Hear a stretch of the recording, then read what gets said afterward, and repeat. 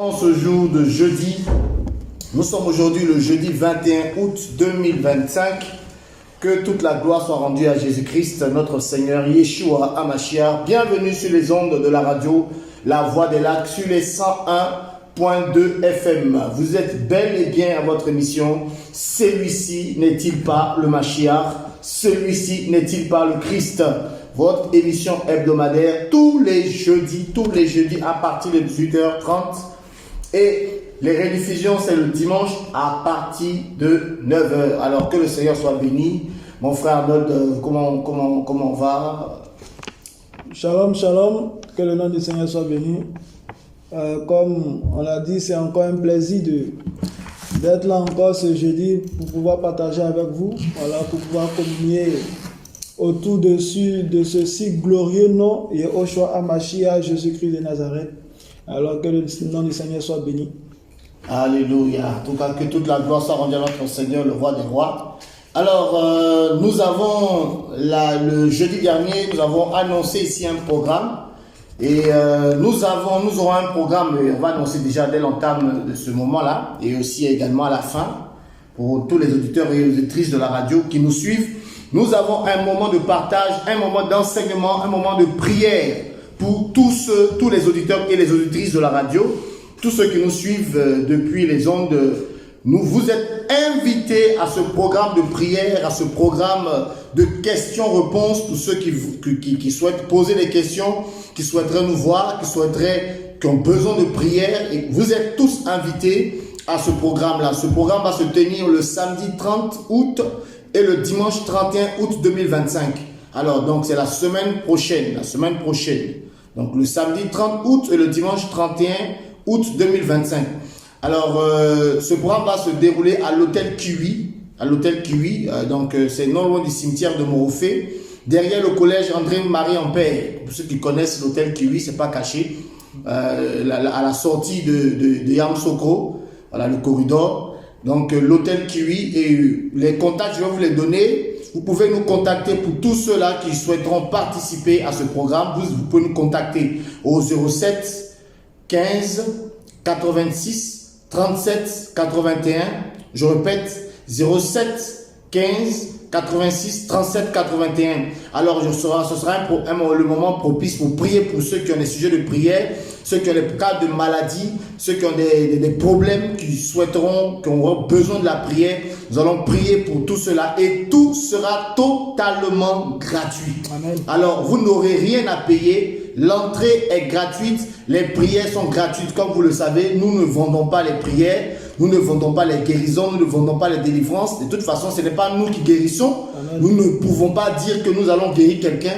Mais nous savons que Yeshua a dit dans Marc 16, verset 15, « Je vous ai donné le pouvoir en mon nom, ils imposeront les mains aux malades, ils chasseront les démons, ils imposeront les mal aux malades et les malades seront guéris. » Donc, c'est le nom de Jésus-Christ, de Yeshua, qui guérit les malades, qui délivre et qui libère. Amen. Alors, vous êtes tous invités en ce jour-là, ce samedi, à partir déjà, comme on a dit, c'est sur 2 jours. Le samedi, on commence à partir de 14h. Le programme, à proprement dit, commence à partir de 14h. Et le dimanche, le programme va commencer à partir de 9h30. Le samedi, à partir de 14h, mais il faut savoir que dès 10h, nous serons sur place. Pour ceux qui souhaiteront avoir des entretiens, qui souhaiteront parler, qui souhaiteront poser des questions, qui souhaiteront qu'on prie pour eux, dès 10h, nous serons dans la salle et je vous ai donné les contacts. Vous pourrez appeler à ce numéro-là pour tous ceux qui veulent participer à ce programme. Vous êtes tous invités, invitez vos parents, invitez vos connaissances. Venez ensemble, nous allons louer le Seigneur, nous allons le chercher parce que les temps sont mauvais. Les temps sont mauvais et les signes de la fin des temps sont évidents et tous les signes sont devant nous. Amen, alléluia. Amen. Mon frère, donc, ce sera vraiment une occasion de pouvoir vraiment glorifier le Seigneur, louer le Seigneur et aussi poser des questions sur la parole du Seigneur. C'est ça. Voilà, donc on invite les auditeurs et les auditrices de la radio. Vous êtes tous invités, n'hésitez pas à appeler. Il n'y a rien à payer comme on l'a dit tantôt. On va aussi à la fin de cette émission-là redonner les mêmes informations pour que nous soyons tous au même niveau d'information. Et j'ai dit c'est le samedi 30 et le dimanche 31. Le dimanche on sera dans la salle à partir de 9h30. À partir de 9h30, on va commencer le programme et toute la gloire sera rendue au Seigneur. Nous croyons que le Seigneur va faire de grandes choses. Nous croyons que le Seigneur va vraiment toucher les cœurs et les vies. Toi qui cherches le Seigneur, toi qui as vraiment soif, qui a vraiment faim de la vérité. Aujourd'hui, la vérité a disparu. Aujourd'hui, on entend beaucoup de messages, mais où est le message même de l'évangile? Parce qu'il y a le message de l'évangile et puis il y a le message des ténèbres. Des messages des ténèbres déguisés sous la forme de l'évangile, alors que ce n'est pas l'évangile. Alléluia. On a des faux serviteurs, des fausses servantes du Seigneur, des gens qui viennent au nom du Seigneur, alors que le Seigneur ne les a pas envoyés. Raison pour laquelle nous pouvons voir les dégâts que nous constatons, la vente des prières, la vente des délivrances, la vente pour rentrer même à un programme, il faut que tu payes. Tout ça, c'est de la malhonnêteté. Et même quand tu rentres dans un lieu de prière, on te donne une enveloppe.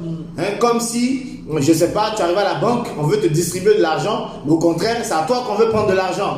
Alors, le Seigneur ne nous a pas enseigné ça. Nulle part dans les Écritures, Jésus n'a donné d'enveloppe aux gens afin qu'ils mettent des offrandes à l'intérieur. Et ce sont des choses que nous condamnons. Vous êtes les bienvenus à ce programme-là. Appelez-nous, je répète les contacts encore.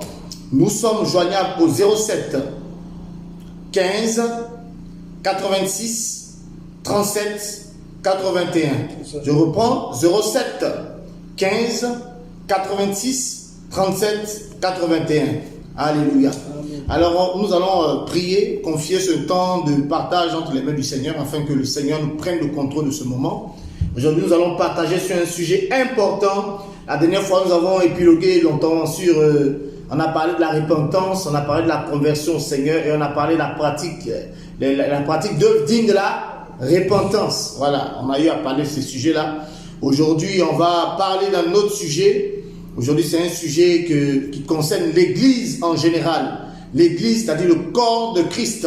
Le corps de Christ en Côte d'Ivoire. Le Seigneur vraiment veut parler à l'Église. Et nous prions que les auditeurs ouvrent leurs oreilles pour écouter la voix du Saint-Esprit. Alléluia. Notre Père Céleste, que ton nom soit béni.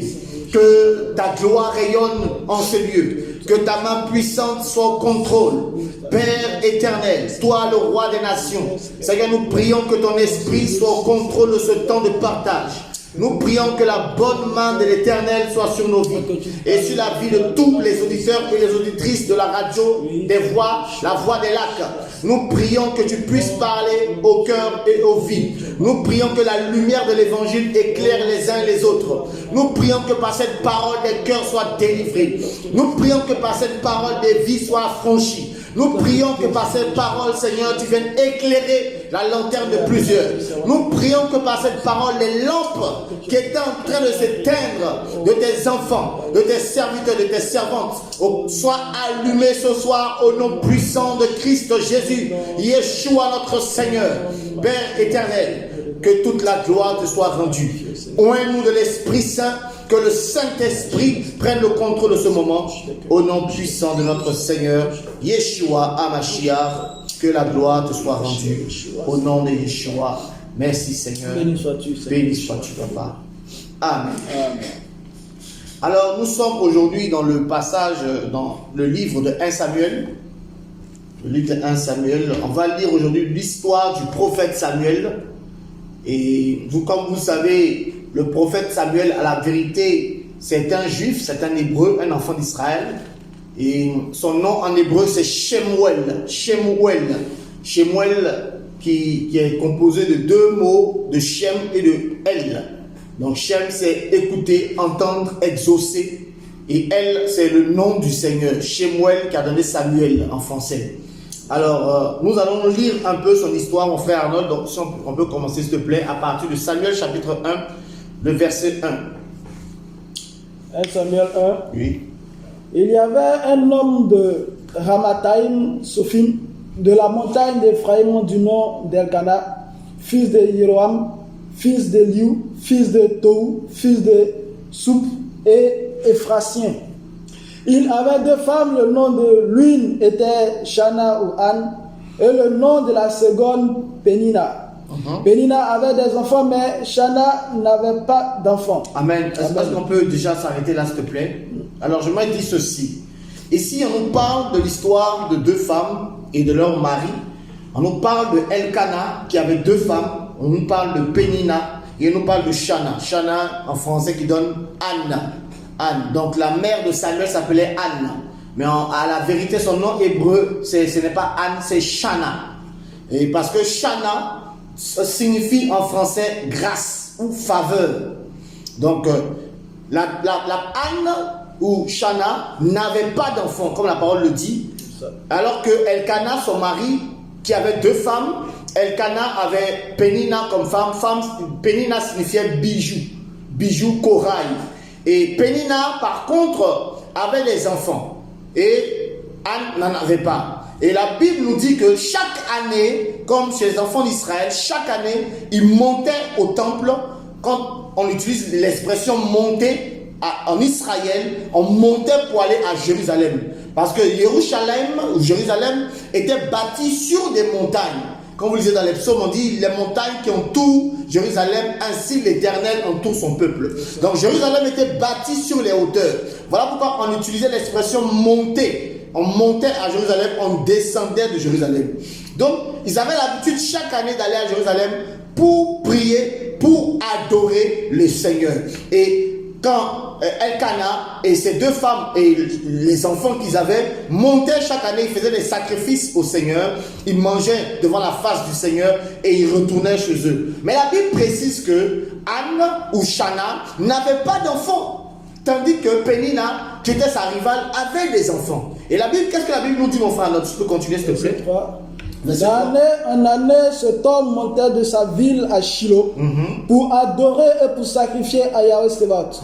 Là étaient les deux fils d'Élie, Ophni et Phiné, près de Yahweh. Alors, il faut noter ce verset 3 qui est important. La Bible nous enseigne que à Shiloh, là où résidait l'arche de l'Alliance, l'arche de l'Alliance symbolisait, en fait, ça symbolisait la présence de l'Éternel.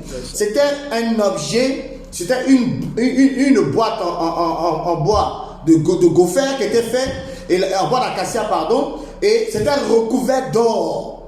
Recouvert d'or. Et il y avait deux chérubins à gauche et à droite qui se tendaient les ailes pour se toucher. L'arche de l'Alliance, c'est sur cette arche que l'Éternel se manifestait. Et comme vous savez, l'arche de l'Alliance, les hommes ne devaient pas voir l'arche de l'Alliance en dehors du souverain sacrificateur qu'on appelle le grand prêtre. Le souverain sacrificateur ou le grand prêtre, c'est deux mots qui parlent de la même chose. Soit vous allez voir dans d'autres Bibles, c'est écrit souverain sacrificateur, dans d'autres Bibles, c'est écrit grand prêtre. C'est la même chose. Il n'y a pas de. Il ne faut pas se mélanger.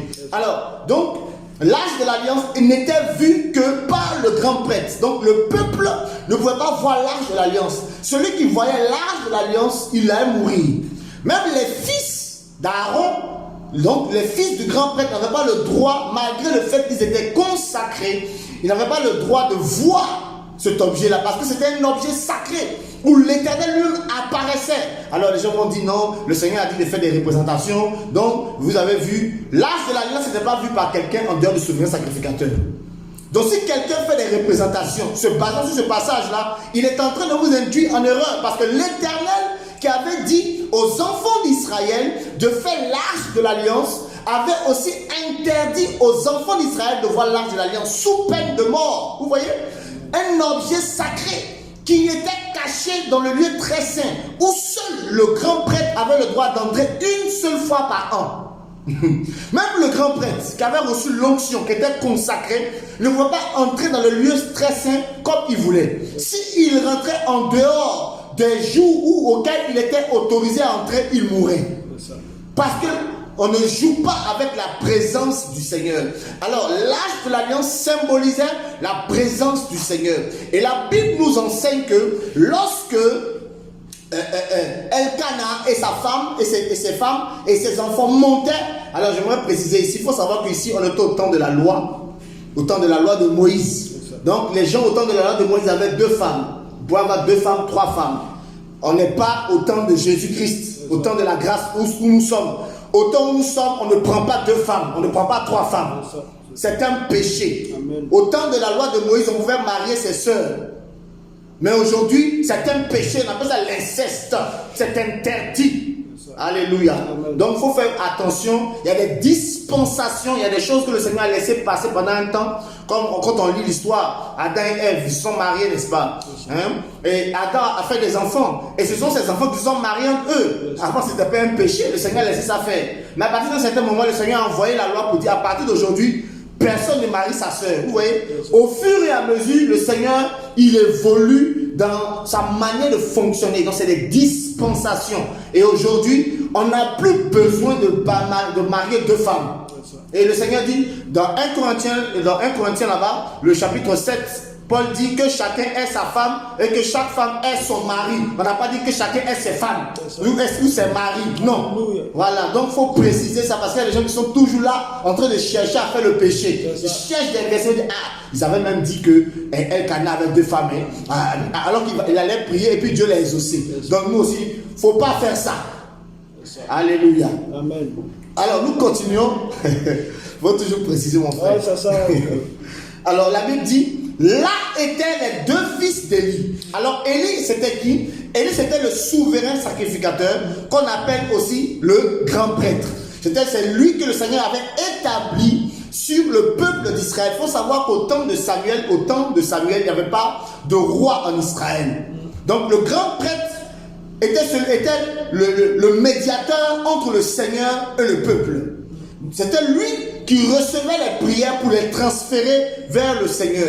Il recevait les messages du Seigneur pour les transférer également vers le peuple. Donc c'était un médiateur. Et le grand prêtre avait des fils pour l'aider dans son service qu'il devait faire vis-à-vis du Seigneur. Parce qu'à lui seul, il ne pouvait pas tout faire.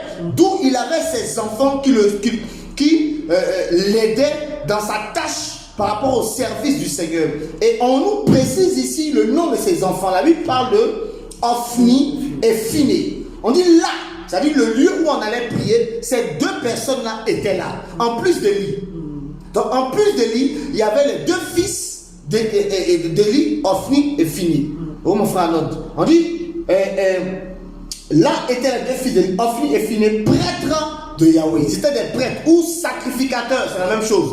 Sacrificateur et aussi prêtre, c'est la même chose. Alors, continue mon frère, s'il te plaît. Verset 4. Verset 4, oui. Il arrivait que le jour où Elkanah sacrifiait, il donnait des portions à Pénina, sa femme, et à tous les fils et à toutes les filles qu'il avait avec elle. Avec d'elle. Oui. Tandis qu'à Shana, il ne donnait qu'une portion étant en colère. C'est ça? Oui. Étant en colère parce qu'il aimait Shana que Yahweh avait fermé sa matrice. Et que Yahweh avait fermé sa matrice, plutôt, excusez. Oui. Ça arriva à la vexer pour la pousser à s'irriter parce que Yahweh avait fermé sa matrice. Donc c'est l'Éternel lui-même, Yahweh, qui avait fermé la matrice de Anne ou Shana, afin qu'elle n'ait pas d'enfant. Alléluia. Et par contre, la rivale qui vexait, l'autre rivale, elle avait des enfants, elle avait des fils, elle avait des filles. Elle se moquait certainement de Anne. Alléluia. Mais la Bible dit que Elkanah, lorsqu'il donnait à manger à Pénina et à ses enfants qu'elle avait eus, il donnait le double. Donc une portion à double narine, c'est la double portion à Anne, n'est-ce pas? Et la Bible dit quoi encore? Verset 7. Reprends le verset 6. Verset 6. Ça arriva à la vexer pour la pousser à s'irriter parce que Yahweh avait fermé sa matrice. Oui. C'est ainsi qu'elle agissait d'année en année, chaque fois qu'elle montait à la maison de Yahweh. Oui. C'est ainsi qu'elle lui causait du chagrin, si bien qu'elle pleurait et ne mangeait pas.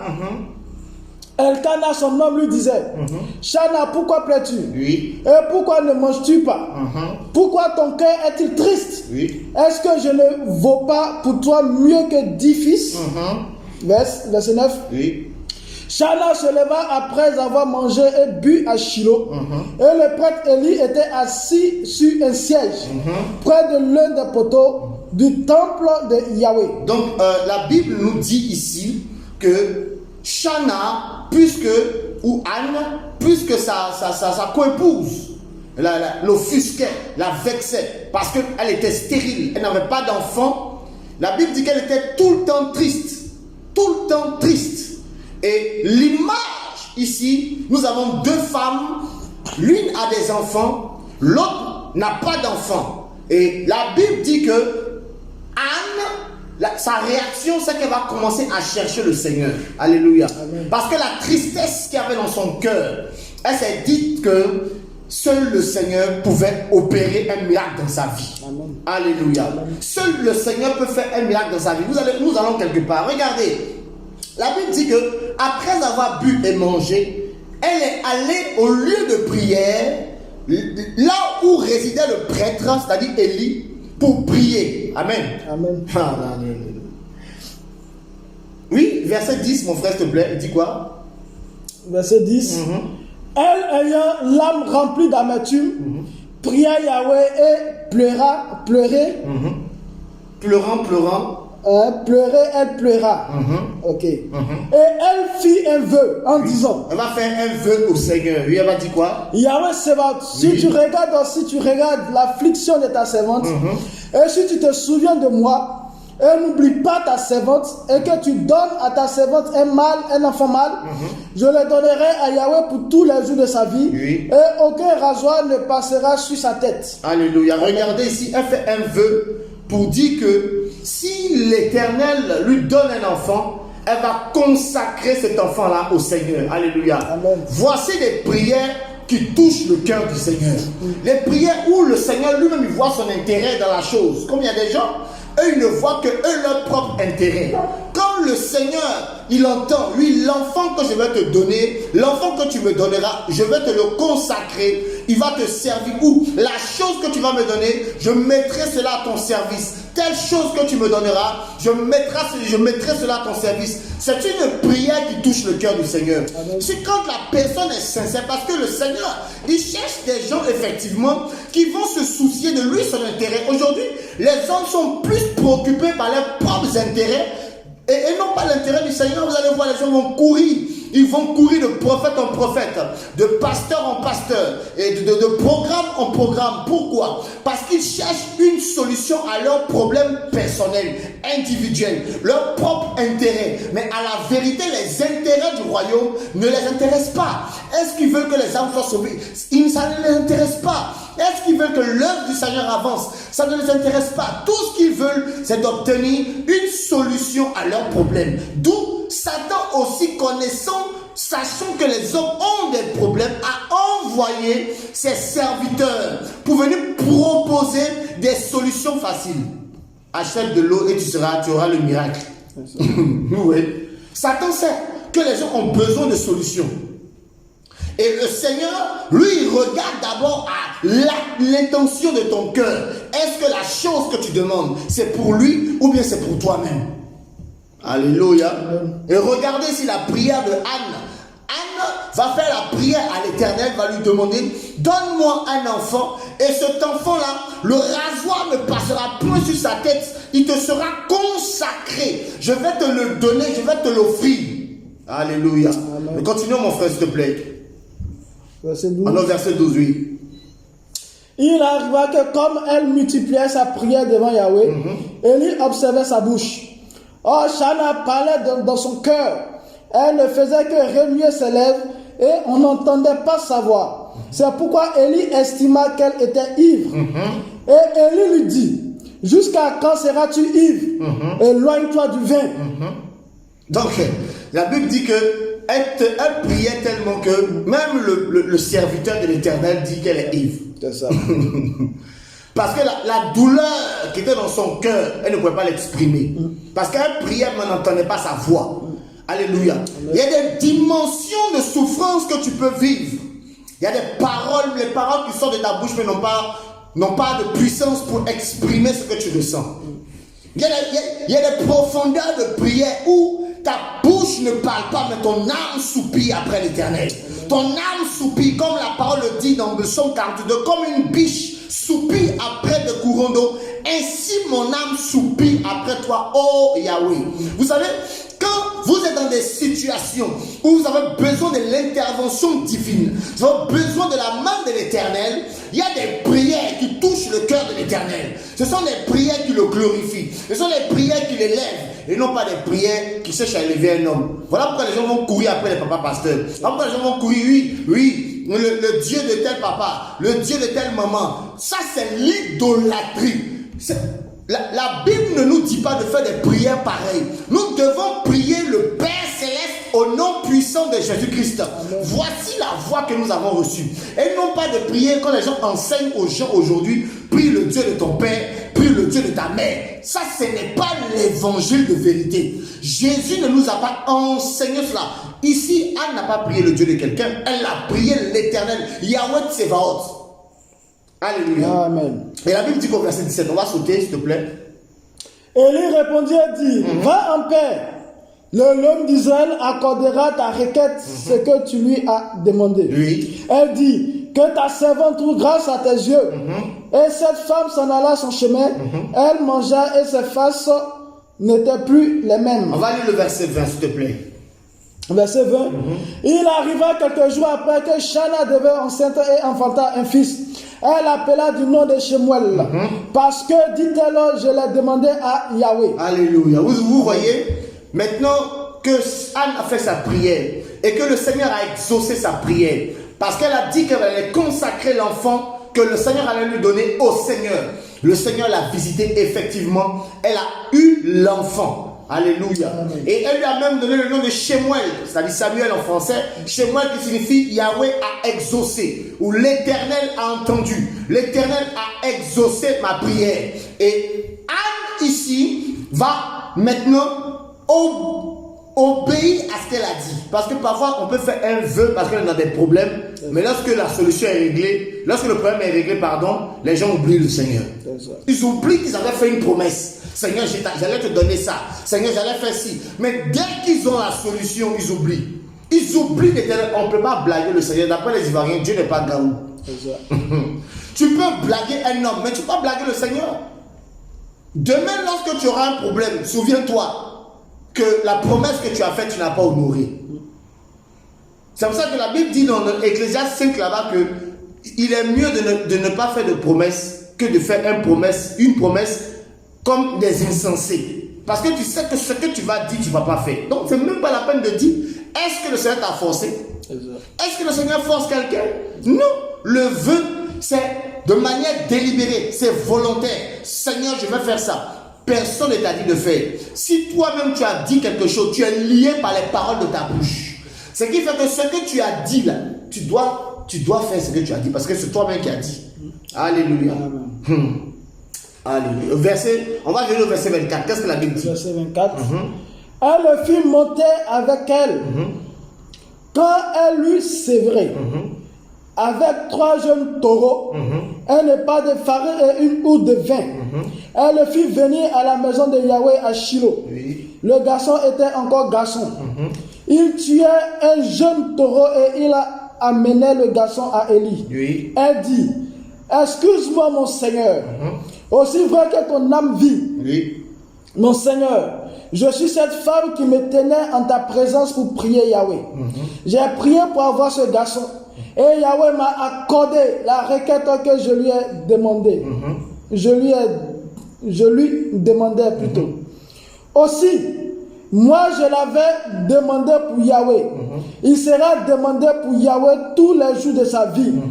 Il se prosternait là devant Yahweh. Alléluia. Amen. Maintenant, regardez ici.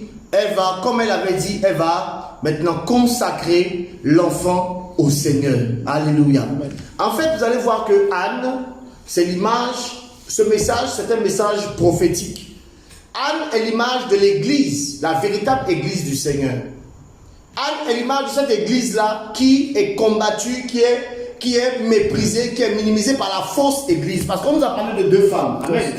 La fausse église a des grands bâtiments. La fausse église a des fidèles à foison. Ils sont nombreux. Et comme ils sont nombreux, ils pensent que le fait d'être nombreux, ils sont dans la vérité. Alléluia. Ça c'est Pénina et ses enfants. Pénina et ses enfants, c'était l'apparence, la fausse église. Mais Anne, cette église-là, qui prie, qui soupire après le Seigneur, qui reconnaît sa situation, sa faiblesse, et le Seigneur la visite pour qu'elle ait un enfant consacré. Regardez, la Bible ne dit pas que les enfants de Péline étaient consacrés. Vous n'avez pas remarqué ça? C'est ça. Mais l'enfant que Anne a reçu, que Chana a reçu du Seigneur, dans la prière, elle a enfanté l'enfant dans la prière, les douleurs de l'enfantement dans la prière, et on voit ici que Anne va donner l'enfant au Seigneur. Elle va l'apporter dans la présence du Seigneur. Alléluia. Amen. Les deux églises, la dernière fois on a longuement parlé des deux églises, mais aujourd'hui, on va voir les deux églises qui enfantent, qui enfantent. Il y a l'une enfante des consacrés au Seigneur, et l'une enfante des enfants de la perdition. Les fils d'Élie et la génération de Shemuel. On parle de deux générations. La génération de Samuel et la génération des Élie, des fils d'Élie, Ophni et Fini. Regardez, Samuel, on parle de la génération de Samuel parce que ce sont des gens qui sont nés par la prière, nés dans la consécration, dans la vérité. Aujourd'hui, la génération de Samuel parle des enfants du Seigneur ou des serviteurs du Seigneur qui se consacrent réellement à l'évangile et à la parole du Seigneur. Alléluia. Mais on nous parle aussi des fils d'Élie, Ophni et Phiné, qui étaient les enfants des prêtres, qui étaient enfants du sacrificateur et qui étaient dans la présence de l'Éternel. Mais pas dans la présence spirituelle, mais dans l'apparence. Alléluia. Amen. Regardez, on va lire quelque chose. Nous sommes dans 2 Samuel chapitre 11 et 1 Samuel chapitre 2, 1 Samuel chapitre 2 à partir du verset 11. Donc on vient un chapitre après, on dit quoi? Elkanah s'en alla à Rama dans sa maison et le garçon resta au service de Yahweh en face du prêtre Élie. Alléluia. Amen. Donc l'enfant, quand dit le garçon, parlait de qui ici? De chez moi. Samuel va être initié, va être introduit dans la présence du Seigneur avec Élie, le prêtre. N'oubliez pas qu'au départ, on avait dit que Élie avait déjà 2 fils. On avait cité leur nom, Ophni et Phiné. Alléluia. Amen. Et regardez ici le verset 12. Regardez ce que la Bible dit. Verset 12, mon frère. Oh, les fils d'Élie étaient des fils de Bélial. Oh, les fils d'Élie qui étaient des prêtres. Je précise que Samuel n'était pas un prêtre. C'est ça. Non. Il n'est pas né de la famille d'Élie. Parce que pour être prêtre, il fallait naître de la famille d'Élie. Il fallait être un lévite et de la race d'Aaron. Et Élie était de la race d'Aaron et ses fils Ophni et Phiné étaient de la race d'Aaron. Donc c'était des prêtres par le sang. Par le sang. Mais Samuel, parce qu'il a été donné par le Seigneur, parce qu'il est né de la prière, parce qu'il a été consacré au Seigneur, entre dans la présence du Seigneur devant Élie. Il va commencer à servir Élie. Mais la Bible nous dit que les fils d'Élie, Ophni et Phiné, étaient les fils de Bélial. En fait, Bélial nous parle du diable. Comment les fils du diable peuvent être au service du Seigneur? C'est terrible. Ça veut dire qu'aujourd'hui, pour imager, pour venir à notre génération, il y a beaucoup de personnes qui disent être au service du Seigneur, mais à la vérité, ce sont des serviteurs du diable. Ce sont des fils de Bélial, des fils du diable. Et il y en a plein dans l'église aujourd'hui, notamment en Côte d'Ivoire. Il y en a plein qui se font passer pour des serviteurs du Seigneur, qui ont des pères, qui sont glorifiés par les hommes. Et ça, on va en parler, mon frère. La Bible dit, c'était des fils de Bélial. Et la Bible précise encore, il dit quoi, mon frère, s'il te plaît? Verset 13. Non, verset 12, reprends, s'il te plaît. Oui. Oh, les fils d'Élie étaient des fils de Bélial. Oui. Et ils ne connaissaient pas Yahweh. Ils ne connaissaient pas Yahweh. Vous voyez ça? Malgré le fait qu'ils étaient des prêtres. Quand on a lu le chapitre 1, la Bible nous a précisé, on dit au verset 3 que là étaient les 2 fils d'Élie, Ophni et Phiné, prêtres de Yahweh. On dit qu'ils étaient prêtres de l'Éternel, sacrificateurs de l'Éternel. Mais on nous dit encore, malgré le fait qu'ils étaient des sacrificateurs de l'Éternel, ils étaient des fils du diable. Et en plus de ça, ils ne connaissaient même pas l'Éternel. Comment on peut servir le Seigneur sans le connaître? C'est quoi la connaissance du Seigneur? La Bible nous dit quoi? On va lire, on va venir dans 1 Pierre. Allons dans 2 Pierre, pardon. On va parler de la connaissance du Seigneur. Qu'est-ce que la connaissance du Seigneur apporte dans nos vies? Parce que aujourd'hui, nous voyons tellement de gens qui viennent. Oui, je suis un serviteur du Seigneur. Alors, on va commencer 2 Pierre chapitre 2.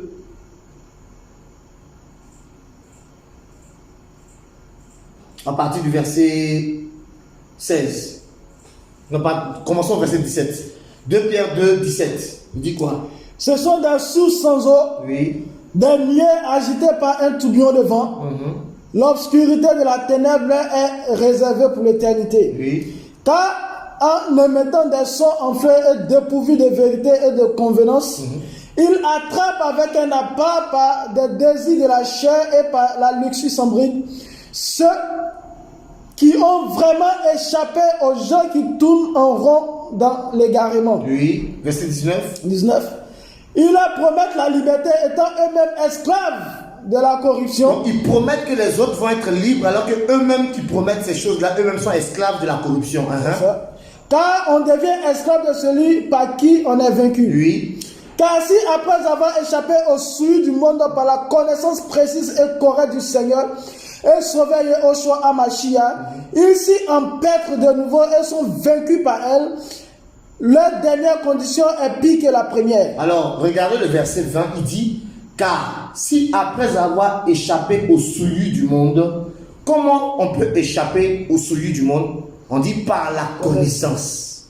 Donc, la connaissance de Yeshua, Mashiach, de Jésus-Christ, nous fait échapper de la corruption qui règne dans ce monde. Amen. Amen. Mais la Bible nous précise que les fils d'Élie ne connaissaient pas l'Éternel. Ce qui veut dire qu'ils ne pouvaient pas échapper à la corruption qui règne. Ils étaient déjà corrompus intérieurement. Ils étaient corrompus dans leur mentalité, dans leur cœur. Les fils d'Élie étaient des enfants du diable. Alléluia. Amen. La parole est claire. Donc, quelqu'un qui ne connaît... La Bible dit, cherchons à connaître l'Éternel. Connaissons l'Éternel. C'est un commandement que le Seigneur donnait aux enfants d'Israël. Et regardez encore, on va prendre un autre passage. Dans 1 Jean chapitre 2, le verset 3. 1 Jean 2, le verset 3. Qu'est-ce que la Bible nous enseigne?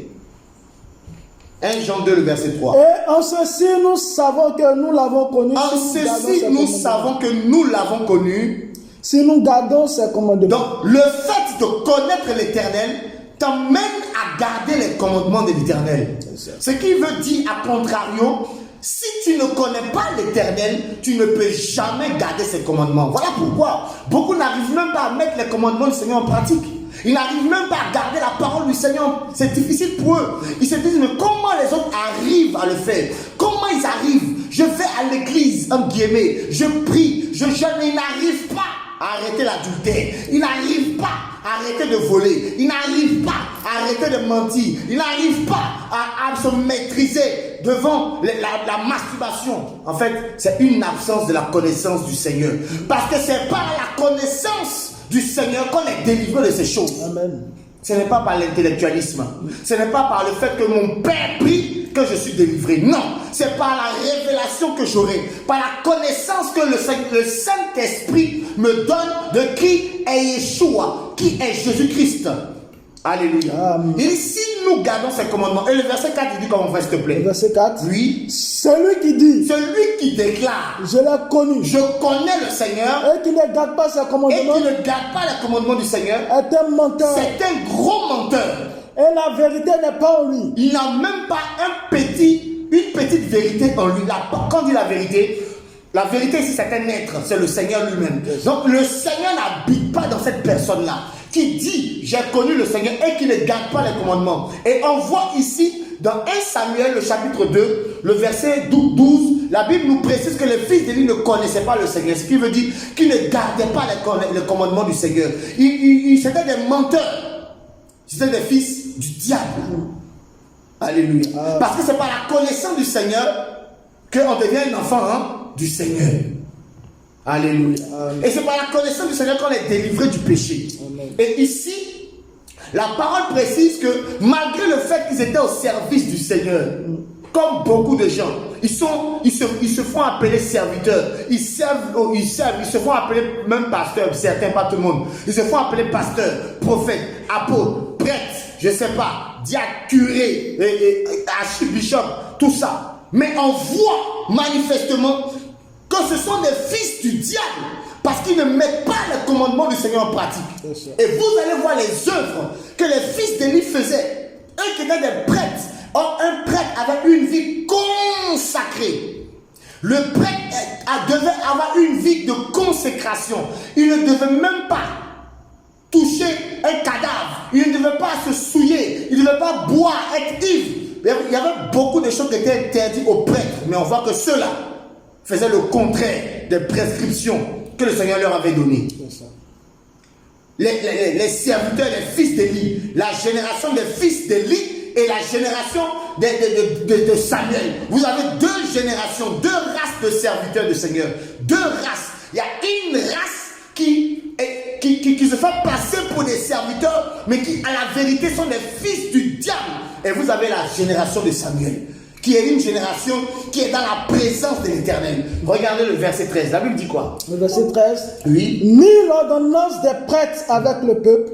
Chaque fois qu'un homme sacrifiait un sacrifice, un serviteur du prêtre venait pendant qu'on faisait cuire la chair, ayant à la main une fourchette à 3 dents.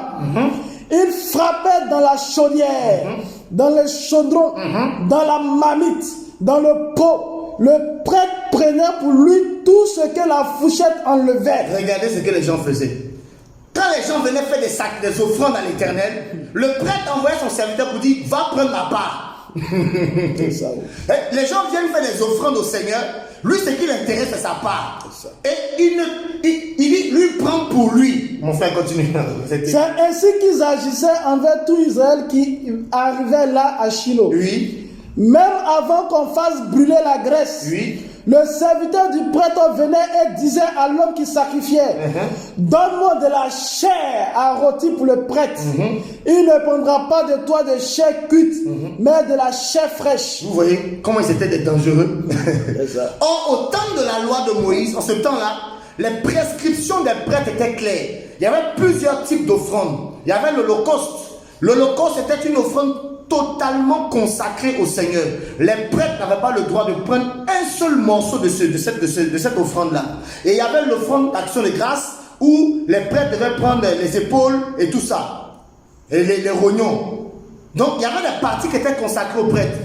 Ils devaient prendre des parties précises. Mais eux là, quand les gens venaient faire les sacrifices, que ce soit au Holocauste, que ce soit, eux ils prennent ce qu'ils veulent. C'est-à-dire qu'ils ne respectaient même plus ce que le Seigneur avait ordonné aux prêtres.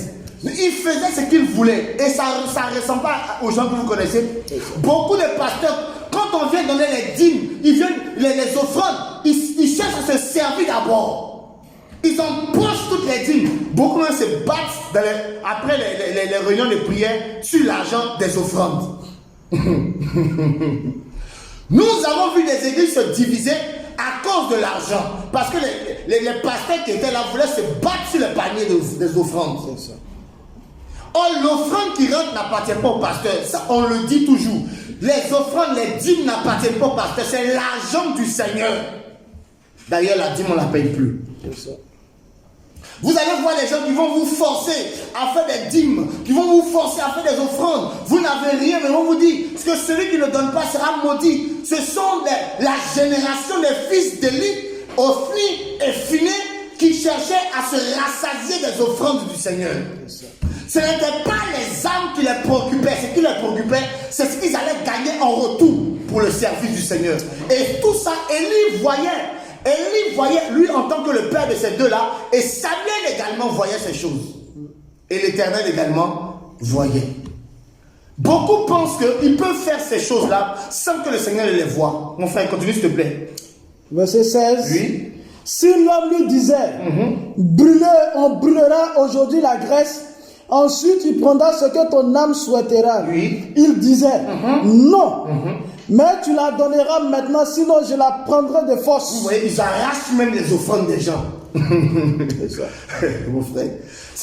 Nous sommes dans une génération où les gens veulent vous arracher. Je connais des gens qui vont demander les dîmes dans les maisons des gens. Si vous ne venez pas le dimanche, ils viennent chez vous. Parce que vous avez les cartes de dîmes. Hein? Vous avez les cartes. Ils connaissent votre salaire. Si on vous paye 10 000 francs, ils savent qu'ils ont 1000 francs dedans. Donc si vous n'êtes pas venu le dimanche, ils viennent le lundi chez vous pour dire que vous n'avez pas payé votre dîme parce que votre carte n'est pas à jour. C'est ça.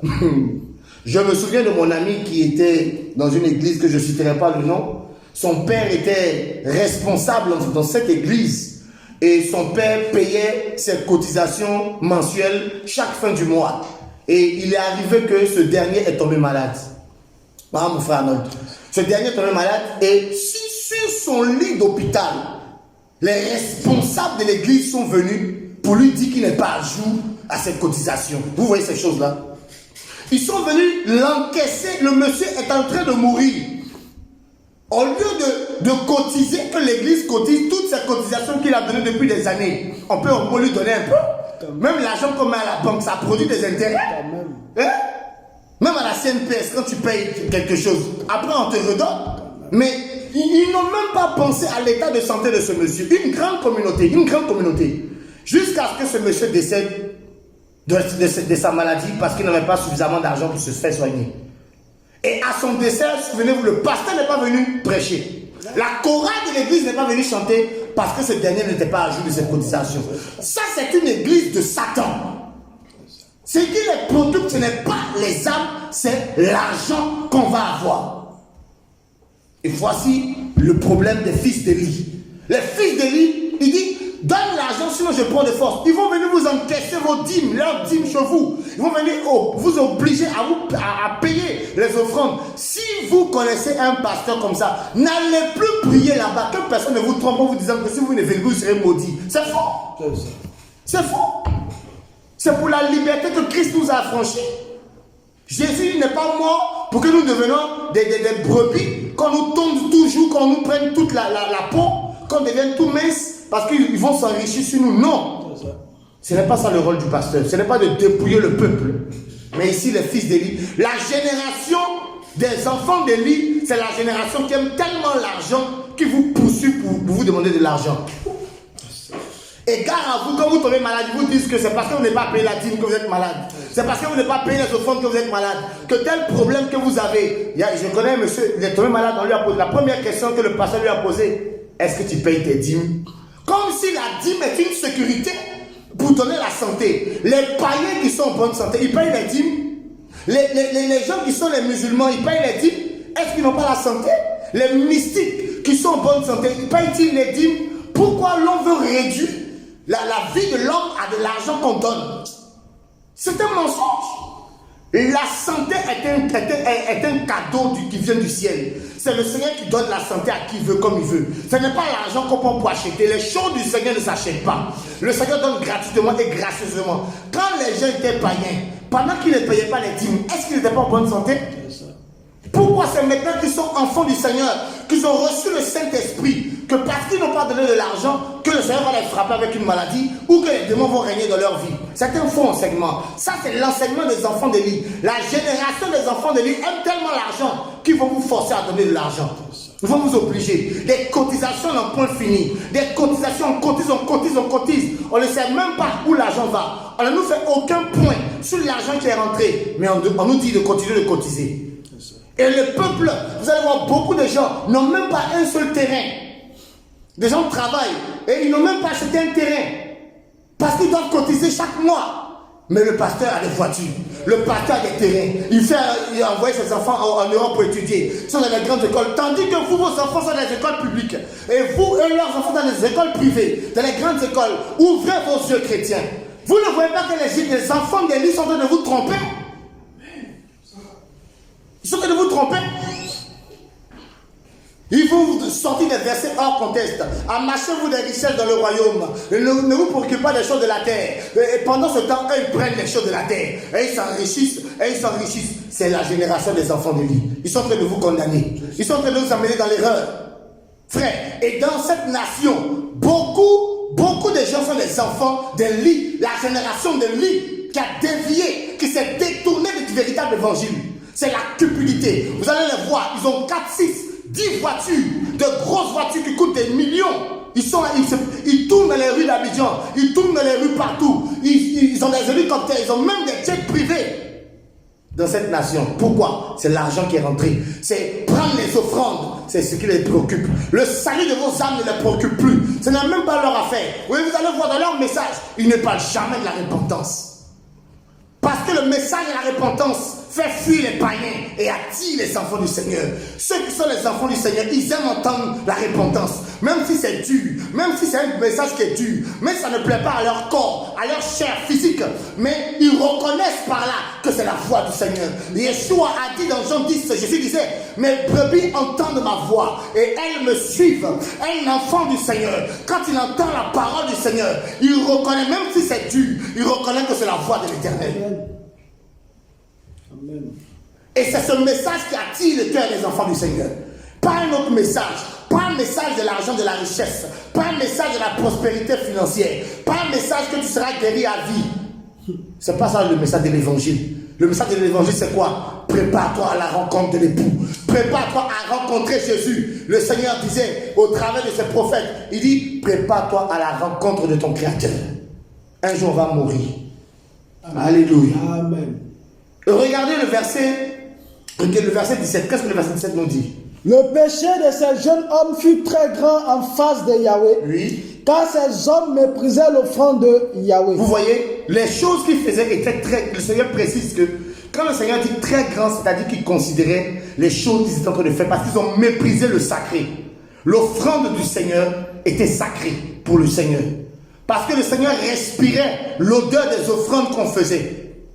Et eux, ils pensaient plus à s'amasser les choses, à s'enrichir, à s'engraisser. Et le Seigneur était triste de voir que des gens qu'il avait établis pour serviteurs étaient en train de se détourner de la voie du Seigneur.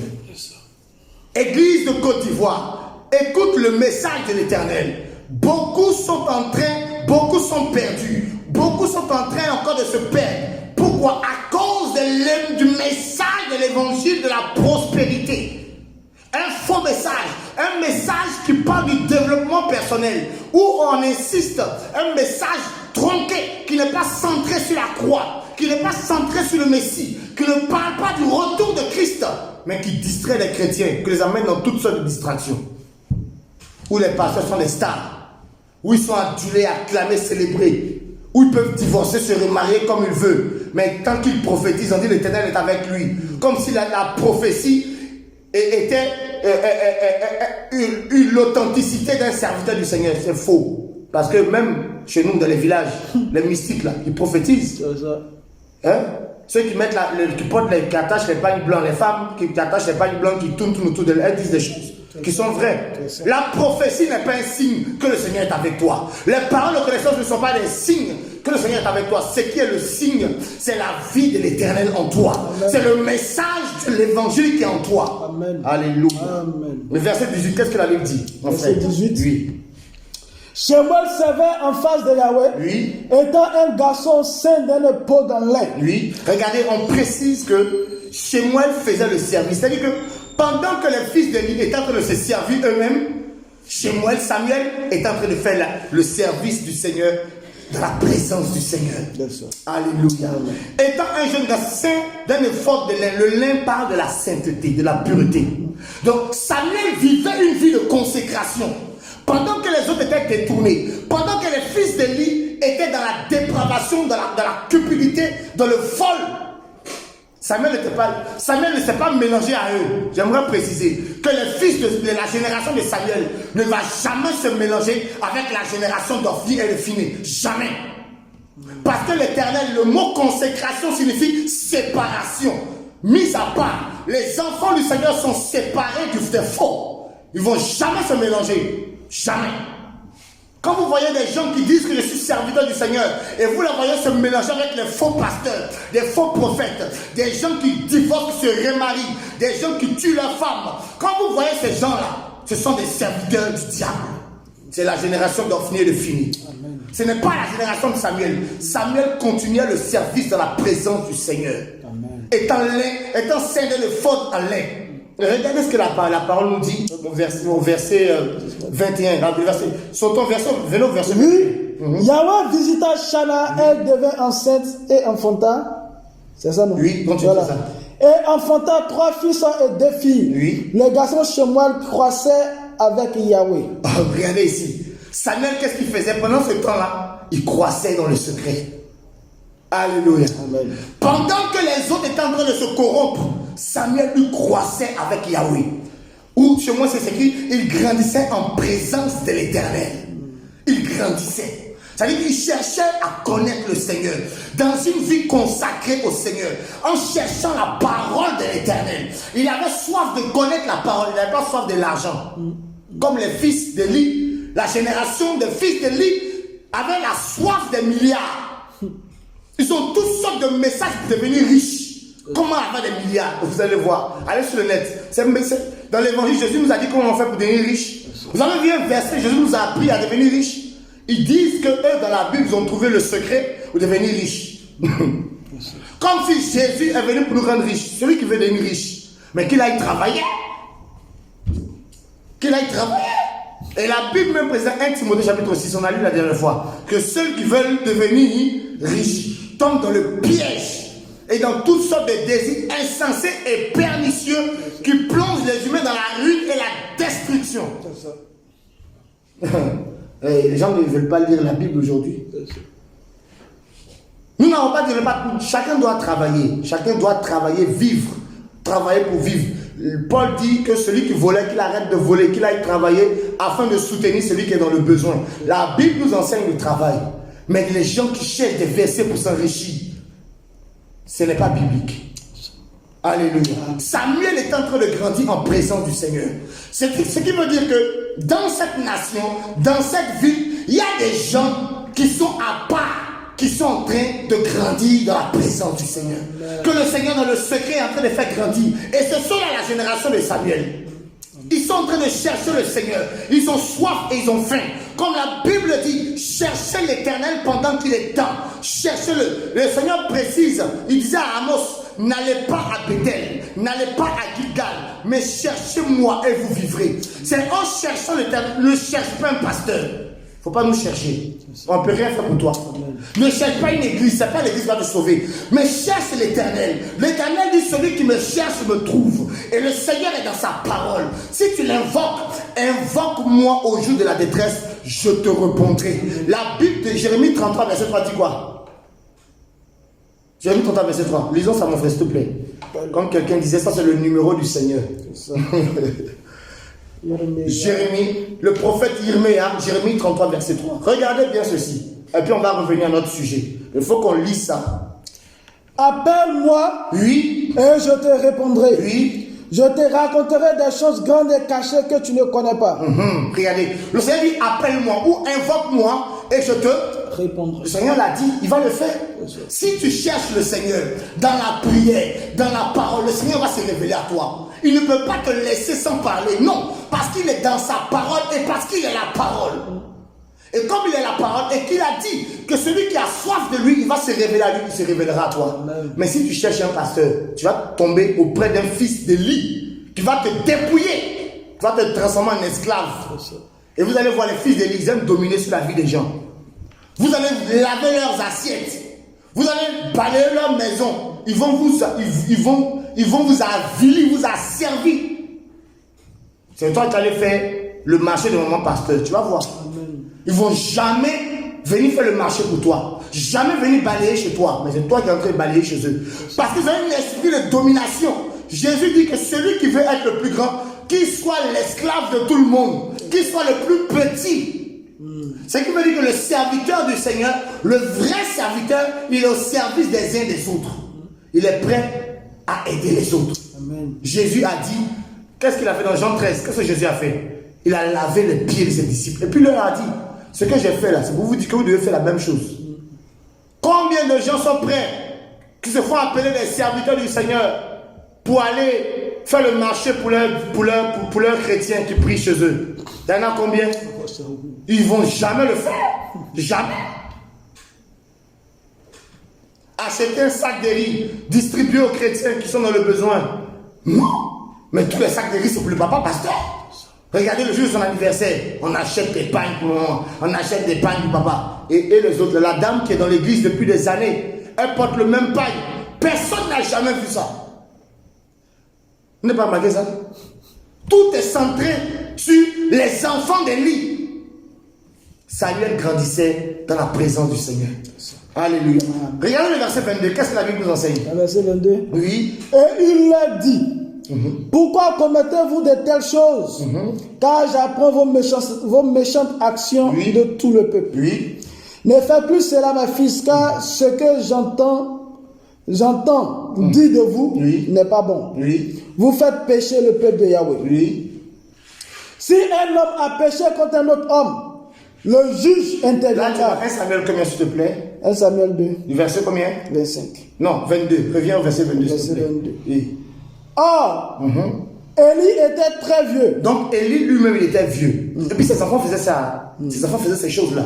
Regardez ce qu'il faisait. En plus de voler l'argent, il faisait quoi? Il entendait dire comment ses fils agissaient à l'égard de tout Israël. Et comment il couchait avec les femmes qui s'assemblaient à la porte de la tente de réunion. Vous voyez ça? Les femmes qui venaient prier là, ils couchaient avec elles. Combien de pasteurs ne font pas ça? Comment les prêtres ne font pas ça? Beaucoup font ça. Ils viennent coucher avec les femmes, mais vous allez les voir les dimanches, ils sont pieux, ils sont saints. Mais alors qu'ils couchent avec les femmes, d'autres même disent, nous avons fait vœu de célibat et non pas vœu de chasteté. Ils vont coucher avec les femmes, alors qu'ils ont dit qu'eux, ils disent ne se marient pas. Qui t'a dit de ne pas te marier? Va te marier. Au lieu de coucher avec les femmes en désordre, c'est le péché. Si tu meurs, tu vas brûler en enfer. Le fait d'être pasteur ne va pas te sauver. Le fait d'être prêtre ne va pas te sauver. Le fait d'être prophète, apôtre, évangéliste ne te sauvera pas. Personne ne va être sauvé à cause d'un titre qu'il a dans une église ou d'une responsabilité qu'on lui a donnée. Ce qui nous sauve, c'est la repentance, c'est la crainte de l'Éternel. Amen. Les fils d'Élie couchaient avec les femmes qui venaient à la prière. Les femmes venaient à la prière, ils couchaient avec elles. D'autres vont coucher avec les fidèles, coucher avec les femmes de leurs chrétiens qui viennent prier avec eux. Il y a tellement de... Je me rappelle cette histoire-là de ce pasteur. Il était avec son chrétien. Son chrétien laissait toujours sa femme aller chez le pasteur pour balayer la maison du pasteur. Le pasteur n'était pas marié. Écoutez bien, je me rappelle encore, j'étais encore tout petit. Et tous les jours, quand on allait chez ce pasteur-là, on voyait la femme de ce fidèle toujours là-bas en train de balayer, préparer, laver les assiettes, tout ça. Et tenez-vous bien, quelques années plus tard, le pasteur a disparu avec la femme de ce monsieur. Le pasteur est parti avec sa femme. C'est fini. Il s'est retrouvé seul. Parce que le pasteur, en plus de laver les assiettes, il couchait avec la femme. Vous laissez vos femmes aller chez le pasteur, allez là-bas, vous savez ce qu'ils font là-bas? Si vous savez ce qu'ils font, allez-y chercher vos femmes, allez-y les surveiller. Hein? Les pasteurs malhonnêtes, vous ne les connaissez pas, il y en a plein dans ce pays qui couchent avec les femmes. D'autres même qui disent que si tu n'arrives pas à avoir un enfant avec ton mari, c'est parce que tu as un problème. Non, si je couche avec toi, parce que moi je suis sanctifié, je suis consacré, si je couche avec toi, tu vas avoir un enfant. Et beaucoup couchent avec des femmes comme ça. Et on a beaucoup de témoignages comme ça. Et ce sont les œuvres des fils, ouais. Il n'y a rien de nouveau sous le soleil. Ce sont des choses qui sont dans la Bible. Ce sont des choses que les fils d'Élie ont fait. Et ce sont des choses que beaucoup de pasteurs sont en train de faire. Beaucoup de prêtres sont en train de faire. Ils couchent avec les gens. Et il y a des gens qui sont au courant de ces choses-là. Mais ils ferment les yeux là-dessus. Je vous dis, le jugement du Seigneur va se lever sur vous. Le jugement du Seigneur. Et regardez, pour ceux qui ont les yeux, pour ceux qui suivent l'actualité, il y a un jugement du Seigneur sur la Côte d'Ivoire. Sur les pasteurs en Côte d'Ivoire, sur les prédicateurs en Côte d'Ivoire, beaucoup vont être frappés par le jugement du Seigneur. La même manière que les fils d'Élie ont été frappés par le Seigneur, beaucoup vont être frappés. Ceux qui vont pas se repentir à cause de ces actes qui posent dans le secret, pensant que l'Éternel ne les voit pas. Il est vrai que les hommes ne vous voient pas, mais les yeux de l'Éternel parcourent toute la terre. Les yeux de l'Éternel parcourent toute la terre et il voit tout. Rien n'est caché devant lui. Tu peux tromper ta femme, le Seigneur voit. Peut-être que ta femme n'est pas au courant, mais l'Éternel a vu. Réponds-toi, c'est le temps de changer de vie. Il est temps que les gens comprennent que le Seigneur est en train de faire un tri. Le Seigneur est en train de faire un tri de la nation. Le Seigneur est en train de libérer les enfants du Seigneur. Des faux prophètes de la race d'Élie. La race des enfants d'Élie. Le Seigneur est en train de faire ça. Et pendant qu'il va disqualifier, qui va juger les enfants d'Élie, il va susciter la génération de Samuel. Une génération qui est dans le secret. Samuel n'était pas d'abord mis au devant, il était caché dans la présence de l'Éternel. Ce qui veut dire qu'il y a une génération qui est cachée dans la présence de l'Éternel. Il y a une génération que le Seigneur est en train de préparer dans les coulisses, qu'il prépare pour annoncer les oracles de l'Éternel. Ah oui, cette génération va être suscitée bientôt. Dans le pays, dans cette ville de Yamoussoukro, une génération différente qui vont annoncer la parole véritable. Et non pas la parole des hommes, et non pas les traditions humaines, mais qui vont prêcher le message de l'évangile, afin que ceux qui ont faim et soif de la justice se réjouissent. Et les gens vont dire, jamais on n'a entendu une telle parole. Voici un message qu'on cherchait à entendre, mais qu'on n'entendait plus dans les églises. Ils vont entendre ce message. C'est le temps de la génération de Samuel. Alléluia. Oui, mon frère, verset 23. Verset 23. Et il a dit, pourquoi commettez-vous de telles choses, car j'apprends de vos méchantes actions de tout le peuple. Oui. Ne faites plus cela, mes fils, car ce que j'entends dire de vous n'est pas bon. Oui. Vous faites pécher le peuple de Yahweh. Vous voyez, le fait que les prêtres volaient les offrandes, qui couchaient avec les femmes, on dit qu'ils faisaient pécher qui? Tout le peuple. Parce que le Seigneur les avait établis. Ce qui veut dire, dans une église, si le pasteur est adultère, mon ami, sort de là. C'est ça. Il ne faut pas rester, il ne faut pas que quelqu'un te trompe et te dise non, c'est sa vie, non, chacun doit chercher le Seigneur. Si lui vit mal, c'est pas toi qui vis mal. Si le pasteur est pourri, tu vas rester là-bas. Quelqu'un qui couche chez les femmes, il va venir t'enseigner quoi? Le péché qu'il fait là se répercute sur les gens qui l'enseignent. Est-ce que la Bible nous enseigne? On dit vous faites pécher tout le peuple de l'Éternel. Est-ce que tout le peuple péchait? Non, mais parce que ces gens étaient établis sur un peuple. Donc, par ricochet, le peuple était souillé. Ce qui veut dire qu'il faut faire attention à celui qui te prêche. Sa manière de vivre aussi, tu dois regarder. Si quelqu'un vit mal, il faut fuir.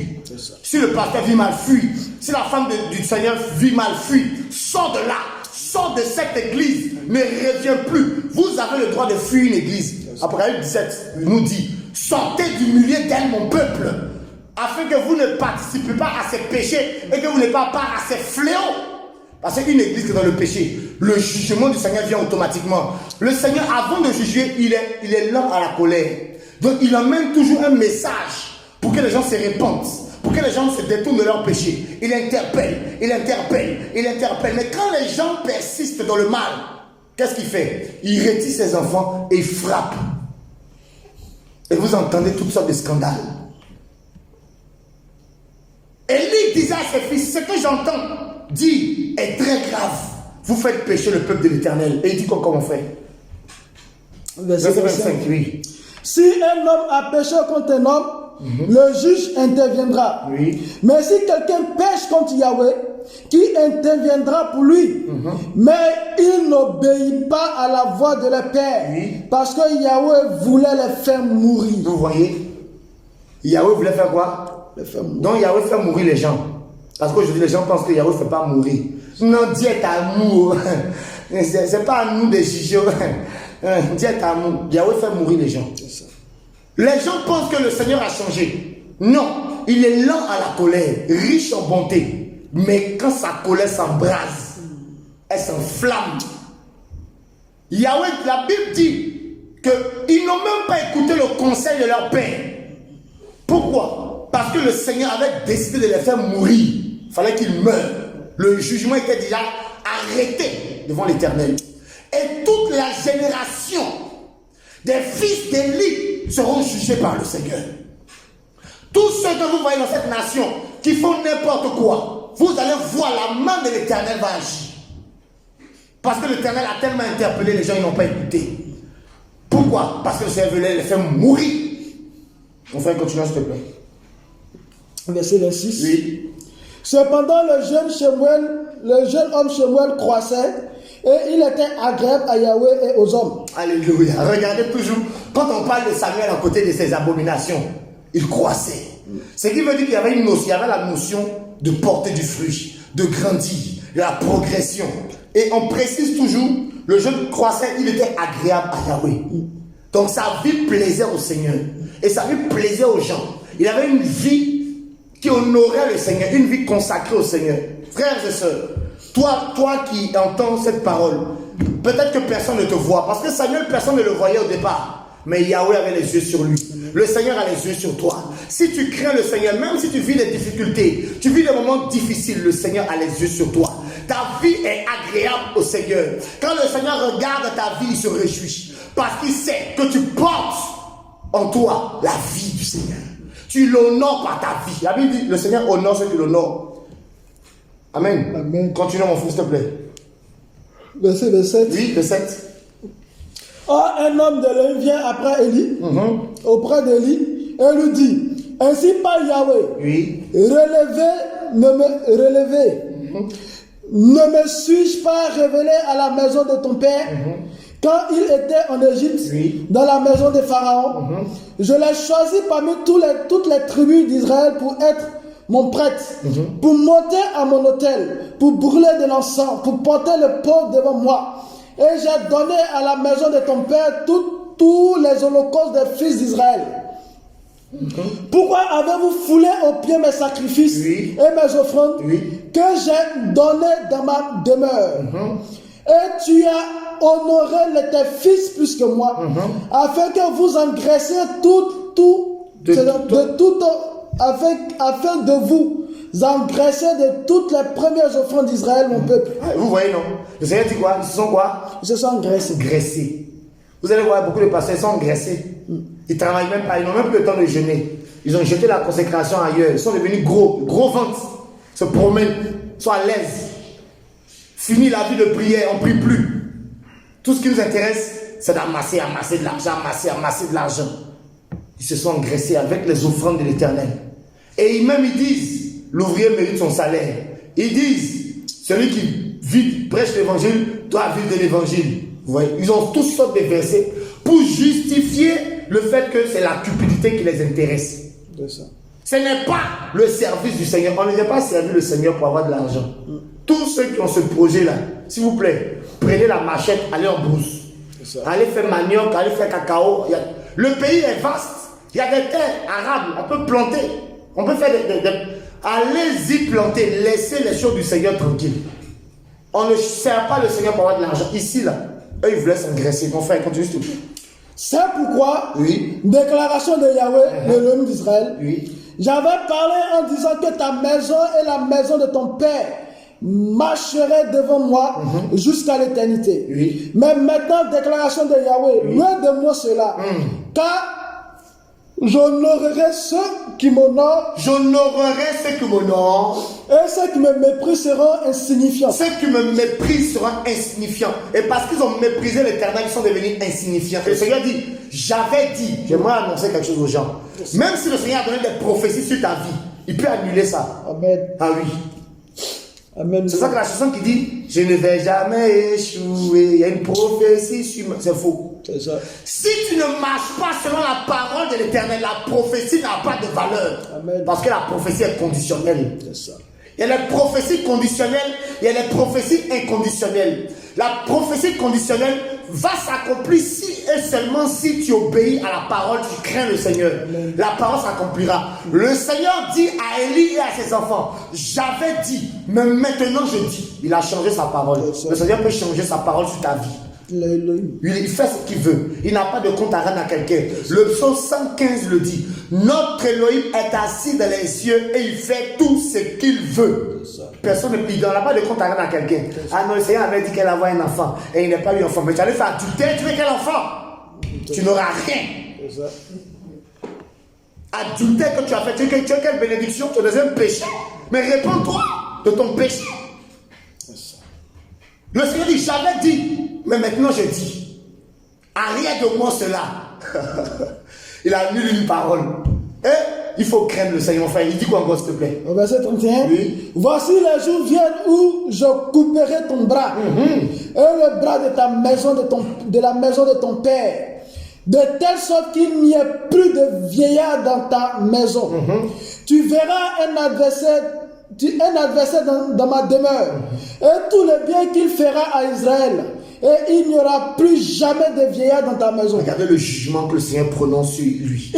Il y aura un homme des tiens que je ne retrancherai pas d'auprès de mon autel, afin de consumer tes yeux et de chagriner ton âme. Mais tous les hommes qui viendront accroître ta maison mourront prématurément. Le jugement du Seigneur. Ce qui arrivera à tes deux fils, Ophni et Phinéas, sera pour toi un signe. Ils mourront tous les deux le même jour. Et je m'établirai un prêtre fidèle qui agira selon mon cœur et selon mon âme. Regardez le jugement que le Seigneur prononce sur la maison d'Élie, sur les fils d'Élie et sur la génération à venir. C'est-à-dire que les actions que nous posons parfois, ça a des répercussions même sur nos enfants qui n'ont rien fait, qui sont innocents. Mais ils subissent les conséquences de nos actions. Frères et sœurs, nous devons craindre le Seigneur. C'est une interpellation du Seigneur pour les âmes. Répandons-nous, revenons au Seigneur, changeons de voie, changeons de vie. Il faut craindre le Seigneur. Je vous dis, le Seigneur est en train de venir sur la Côte d'Ivoire. Parce que le mouvement spirituel qu'il veut envoyer est fort. Donc il faut qu'il nettoie. Il faut qu'il nettoie. Il va nettoyer cette nation. Il va nettoyer cette nation, cette ville. Il va la nettoyer. Vous, auditeurs et auditrices qui écoutez cette parole, c'est la parole du Seigneur, ce n'est pas la parole d'un homme. Nous ne sommes rien. Nous ne faisons que dire ce qui est écrit dans la Bible. Mon frère, lisons le chapitre 3, le verset 1. Le garçon Shemuel servait Yahweh en face de lui. Oui. La parole de Yahweh était devenue rare en ce jour-là. Oui. Et les visions ne faisaient aucune brèche. Oui. Il arriva en ce jour qu'Élie était couché à sa place. Ses yeux commençaient à se tenir et il ne pouvait plus voir. Et avant que les lampes de l'homme soient éteintes, Shemuel était aussi couché dans le temple de Yahweh où était l'arche d'Élohim. Alléluia. Vous voyez, Shemuel, pendant tout ce temps, n'a pas quitté la présence de l'Éternel. Si vous remarquez, lorsque Moïse est mort, qui l'a remplacé?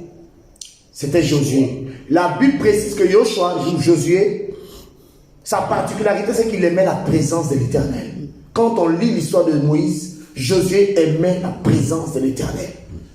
Le Seigneur aime ceux qui aiment sa présence, ceux qui aiment rester dans sa parole, dans la prière, dans l'adoration, dans l'obéissance à la voix de l'Éternel. Et Samuel était dans cette disposition.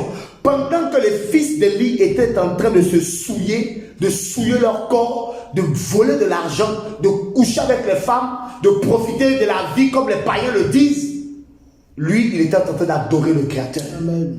Et c'est ce qui a plu justement au Seigneur. Et la Bible dit qu'avant que les lampes ne soient éteintes, lui était couché près de l'arche. C'est-à-dire qu'il était dans la présence de l'Éternel. Alors que lui, il n'avait pas le droit d'entrer là. Parce qu'il n'était pas prêtre, il n'était pas lévite. Mais la grâce de l'Éternel l'a fait rentrer là. Alléluia. La grâce de l'Éternel dans ta vie va t'emmener là-bas. On a dit que Shana signifie quoi? La grâce, la faveur. La faveur que Samuel a reçue l'a fait rentrer là où il n'avait pas le droit d'entrer. Quand la grâce de l'Éternel est sur toi, tu peux entrer là où tu n'as pas le droit d'entrer. Parce que l'Éternel t'emmène dans les hauteurs. L'Éternel lui-même te fait monter là où personne ne peut te faire monter. Les hommes ne peuvent pas te faire monter là-bas. Lui seul peut te faire entrer dans sa présence. La présence de l'Éternel ne s'achète pas avec de l'argent. La présence de l'Éternel coûte cher. Elle coûte la vie, le sacrifice, la séparation, la souffrance, les pleurs, les douleurs, les combats. Mais la présence de l'Éternel est un poids. C'est le fardeau. Parce que la présence de l'Éternel, à la vérité, c'est la gloire. Et la gloire signifie le poids. C'est un poids qui pèse sur toi. Alléluia. Samuel est rentré là-bas. Alléluia. Pendant que les fils d'Élie étaient disqualifiés, réprimés, ils étaient disqualifiés. Et comme le Seigneur, quand il disqualifie quelqu'un, il suscite quelqu'un d'autre. Le Seigneur est un Elohim de remplacement. Quand il chasse quelqu'un d'autre, il amène un nouveau. Et le Seigneur ici est en train de susciter Samuel. Ce qui veut dire qu'il y a une génération de Samuel que le Seigneur va susciter dans cette nation, va susciter dans cette ville. Parce que là où Élie était en train de perdre la vue, il ne voyait plus, les visions n'étaient plus là. Le Seigneur va susciter une génération de Samuel avec une vision, avec un message, avec une bouche autorisée pour annoncer les oracles de l'Éternel. Amen. Ils avaient perdu la vision. Ils avaient perdu, ils ne voyaient plus les choses de l'Éternel.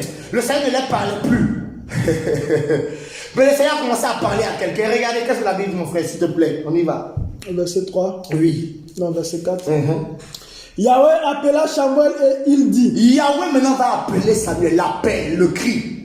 Il appelle par son nom. Il dit quoi? Me voici. Et il courut vers Élie et lui dit, me voici car tu m'as appelé. Mais il dit, je ne t'ai pas appelé, retourne te coucher. Il alla se coucher.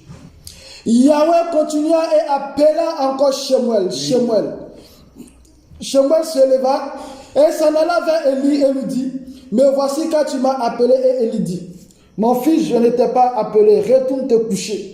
Or, Samuel ne connaissait pas encore Yahweh. Oui. Et la parole de Yahweh ne s'était pas encore découverte à lui. Alléluia. Samuel ne connaissait pas Yahweh parce que la parole ne s'était pas encore révélée à lui.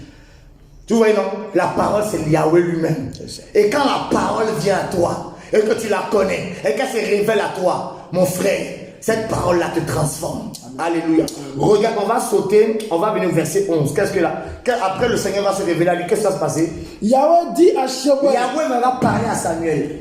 voici, je vais faire une chose en Israël. Voici ce que je vais faire en Israël. Qui l'entendra? Ses deux oreilles en tinteront. Ça veut dire que ces oreilles me vont faire tin-tin, mon frère. Oui. En ce jour-là, j'accomplirai sur Élie tout ce que j'ai déclaré contre sa maison. Oui. Je commencerai et j'achèverai. Oui. Car je l'ai averti que je vais punir sa maison Oui. à perpétuité, Oui. à cause de l'iniquité dont il a connaissance, Oui. par laquelle ses fils se sont rendus infâmes, sans qu'il les ait réprimés. Oui. C'est pourquoi Oui. j'ai juré à la maison d'Élie qu'aucune propitiation ne sera jamais faite pour l'iniquité de sa maison, de la maison d'Élie, ni par ses sacrifices, ni par ses offrandes. Et Samuel resta couché jusqu'au matin. Oui. Puis il ouvrit les portes de la maison de Yahweh. Or Samuel craignait de rapporter cette vision à Élie. Alléluia. Vous voyez, la Bible nous avait précisé que les visions n'étaient pas fréquentes. Mais Samuel maintenant va recevoir une vision claire du jugement du Seigneur sur Élie lui-même et sur ses enfants et sur la maison d'Israël. Alléluia. Amen. Alors, c'est pour dire quoi? La génération, le Seigneur est en train de préparer la génération de Samuel. Une génération de consacrés qui aiment la présence de l'Éternel. Frères et sœurs, le temps est arrivé pour la nation. Le temps est arrivé où tu dois te mettre dans la présence de l'Éternel pour chercher le Seigneur. Il n'est plus temps de chercher les pasteurs. Il n'est plus temps de chercher les églises. C'est le temps de soupirer après la vraie parole du Seigneur. Ici, Samuel reçoit le message du Seigneur. Un message. Et la Bible dit que Samuel va annoncer à Élie ce que le Seigneur avait dit dans la vision. Et effectivement, le Seigneur a exercé le jugement. Les fils d'Élie sont morts le même jour. Élie également aussi est mort. L'arche de l'alliance a été prise. L'arche de l'alliance a été... La gloire de l'Éternel avait quitté Israël à cause des péchés de deux personnes, frères et sœurs. Le Seigneur n'aime pas qu'on touche, pas qu'on joue avec les choses sacrées. Les choses qui par rapport au culte, par rapport à l'adoration. Frères et sœurs, il est temps de se préparer au retour du Seigneur. Alléluia. Alors nous sommes au terme de notre message. On va prier. Seigneur notre Père, nous prions pour les auditeurs et les auditrices. Donne à chaque cœur, donne à chaque vie de pouvoir te chercher, de pouvoir te craindre, de se repentir, de préparer sa robe. Parce que ta main arrive sur la nation. Ta main arrive dans cette ville. Un temps arrive, un temps terrible pour la Côte d'Ivoire. Mais nous prions que, Seigneur, tes enfants se répandent et te cherchent dans ta présence. Et que, Père de gloire, toute la gloire te soit rendue, Père. Au nom puissant de notre Seigneur. Père, merci pour ta grâce et ta faveur. Au nom de Yeshua, notre Seigneur. Amen. Alors,